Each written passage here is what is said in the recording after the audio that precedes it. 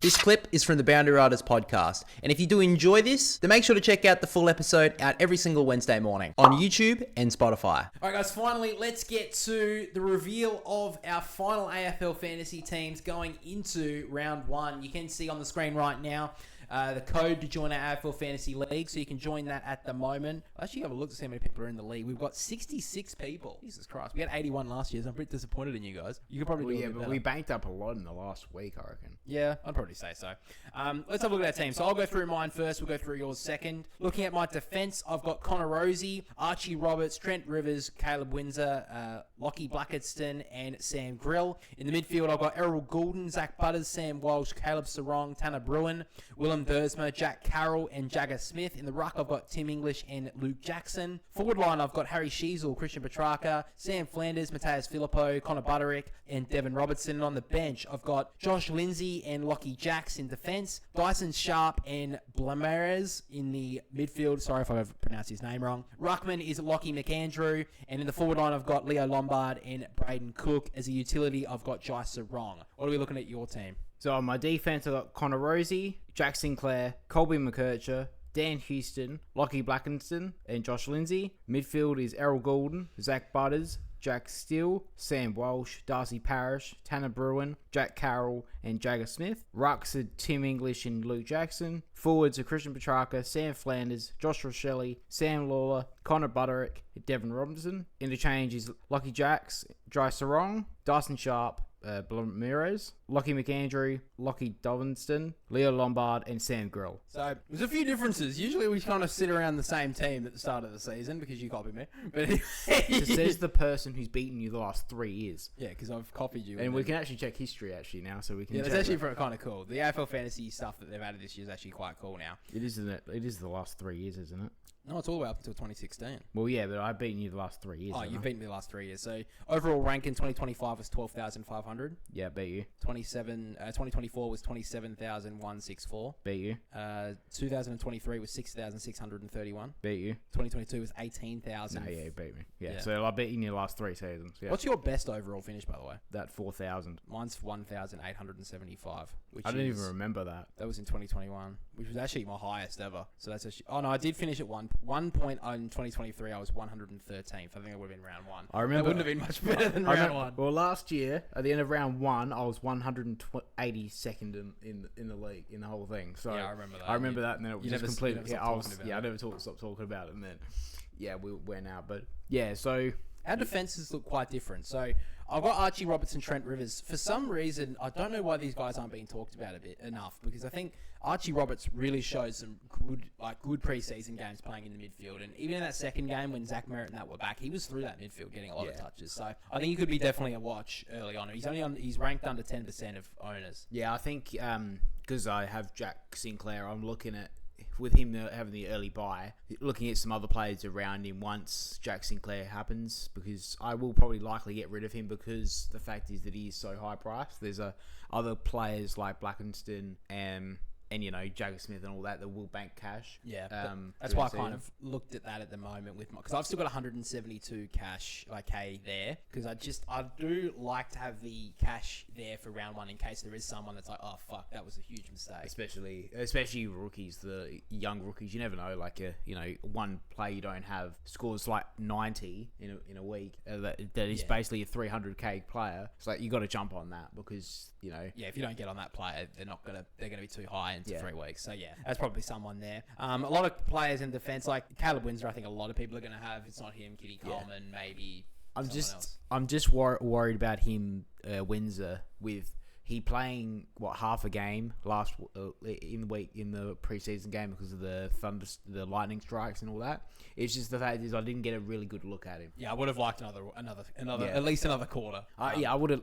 I'll still go back to why the fuck do we have opening round? Because we can get 2 preseason games, and we can actually look at these players. Yeah, it would have been nice to see a little bit more of a Trent Rivers as well. Has had a very good preseason as well for the D's, and looks like he's going to get a bit more midfield time. So I'm a little bit surprised that a lot of people people have not picked him, but I think he's a player that people are like, I've been burned by him before. Yeah.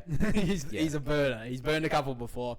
In the midfield, I've got Caleb Sarong, which is probably a bit different to some people. I mean, he's still got a pretty good ownership, 10%, but someone who's priced under a mil, someone who's definitely worthy over a million. He does average 100. He can average 100 easily. Yeah, so that's why I've got him. Zach Butters, I think, is in every team. I think him, Errol Gould will be in every team. Especially with Port's exceptional run to start the season. Yeah. Like, they play a lot of teams that won't tag or have a weak midfield. Yeah, so he's just going to bank on. The ruck's going to be interesting, though, because a lot of people are going with Lockie McAndrew as the ruck too. I just can't do it. Nah, I can't do it. I just...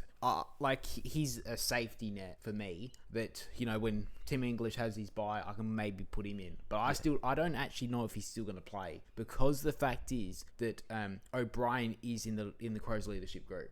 And I think it's not a bad look that he's in the Sandful, but I don't think it's a good look that he's in the Sandful.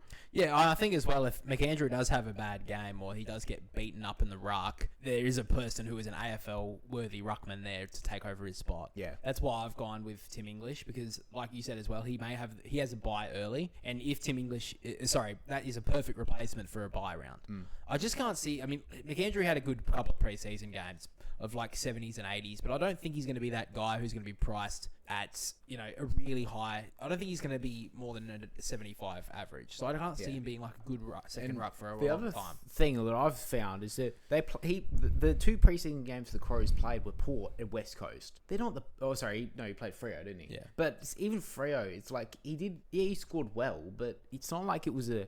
Yeah, like I said, he's going to average 70. Yeah, I think. That's why I'm happy to have him on the bench, because he's going to get a huge amount. Like he'll build a lot of price. It'll be a good person to downgrade, like round 6 or 7 or 8. And the thing is that if you do have him as your ruck too, if they do decide to get rid of and play O'Brien, you're kind of screwed your team, because he's so low priced. Who are you going to get? Yeah. So I think it's a dangerous move. It's a risky move, and it could pay off for every other team. What do we know?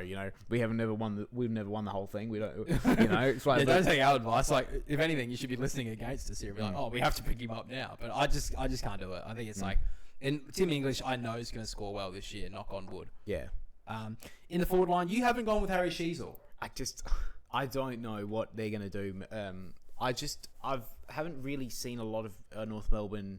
70% of people have picked him. Yeah, I know, but I think he's too high for what I think that. Yeah, I could be wrong, but I think he's just too high price. I think he's too high. He's going to be able to. Yeah, I think that I need to have a better midfield and defense than have.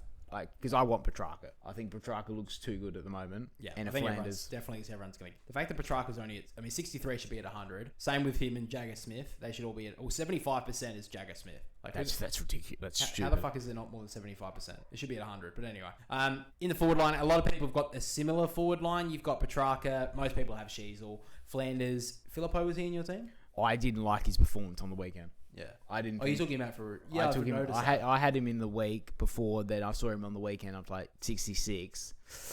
No, I went with I didn't want to go with Shelley, but I don't know. It's just the fact is that he doesn't have the bye, obviously, and that I think with Rankin not being there week 1. I know it's only 1 week. I think he might be able to boost his price up a little bit for it to start the season. Yeah, that's not too bad. And then Connor Butterick, I think I was definitely cautious on him until that game against the Lions, and now I'm like, I think I just have to. He's low price. He's only 506. And especially even though Dale was probably coming off a bit of an injury, even though with him playing Dale and Butterick still scoring 94, I think you had to go for it. Yeah. And he's got the week 3 bye. I think you can last him for 2 more weeks. Yeah, to see how he goes. Even if he's that bad, I mean, most people have got the likes of Leo Lombard on their bench. So that's still pretty decent. And then my other one's Devin Robertson. I think everyone's going to have Devin. Especially when he's getting CBAs for the Eagles. Yeah. That midfield is it's gonna be interesting to see where the basement price players you've got. Most people have Lockie Jacks, Jagger Smith. Then you got Blamirez and then Leo Lombard. That's probably all your 230s you've got. Most people. Because there's the 2 Essendon players that I think at 2:30 that are debuting this week. I don't know what their job security will be, their role that will help you. You know, all these Jagger Smiths and all that. You know their role basically. Yeah. So I think you can see what they're going to bring to the team. Yeah, I think it's gonna be a big watch on the Essendon debutant. I've been a little bit cautious on Dyson Sharp because I think that he's going to be very much a half forward. Yeah, which that's could what be that's going to good. start tough to score. Yeah, I think that's what I'm looking at. Is like they want him to be a midfielder, but I don't think they want to put him in there straight away. Yeah. And you can understand that they want to try something different. They want to probably try Merritt in there again. Archie Roberts. You know, there's some experienced players going through there. You're going to think Dyson Sharp's going to get some time, but not a lot. Yeah, I don't think he's going to get enough to warrant he's not going to get that Jagger Smith time in the midfield. No. I don't think he's going to. That's pretty much our AFL fantasy teams, guys. And let's be honest, we've got a couple of days left. There's going to be more changes coming through. I changed it from 5 o'clock, from 10 o'clock this morning to 3 o'clock today. I think you showed me at 10 o'clock this morning, and I think about six different players joined that team and came out. Yeah, you see reports, you watch things, you see things, you're like, and it will change by Thursday when you see all the teams come up. Yeah, exactly, because there'll be a bunch of other players coming in, and that's sort of anything could happen really from this point onwards.